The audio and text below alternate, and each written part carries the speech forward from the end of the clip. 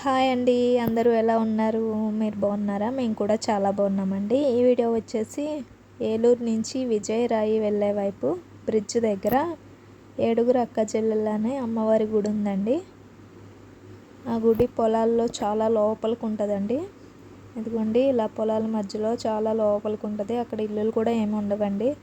Only అమ్మవారి temple ఒకటే ఉంటుంది. అది కూడా మా చిన్నప్పుడు మా అమ్మ వాళ్ళు పనిచేసే వాళ్ళందరూ చందాలు కలెక్ట్ చేసుకొని అమ్మవారికి దిమ్మలులాగా కట్టి ఆ దిమ్మలు అలా చేసామండి. తర్వాత వేరే వాళ్ళు ఇంకా అమ్మవారి గుడి అలా అమ్మవారి మహిమలు తెలుసుకొని ఇంకా అమ్మవారి గుడిని అలా అలా డెవలప్ చేశారండి. ఇంకా రేకుల షెడ్ అవి వేసి అమ్మవారికి గుడి బాగా చేశారండి. ఇంకో అద్భుతం ఏంటంటే ఈ గుడిలో ఏడుగురు అక్క చెల్లెళ్ళు అన్నాను కదండి. ఏడుగురు అక్క చెల్లెలకి చూసారా అక్కడ చుట్టూరు 7 వేప చెట్లు ఉంటాయండి. చాలా అద్భుతంగా ఉంటుంది చూడడానికి. ఇప్పుడు ఇలా కట్టడం వల్ల మనకు అంతగా తెలియట్లేదు, కానీ ఇదివరకు చుట్టూ ఆ 7 వైపులు మేము దిమ్మల్లా కట్టి అమ్మ వేప చెట్లకి చీరలు అవి కట్టేవాళ్ళండి. ఇదిగోండి ఇదే గుడి. ఫస్ట్ వినాయకుడు, తర్వాత సుబ్రహ్మణ్య స్వామి, జంట నాగులు.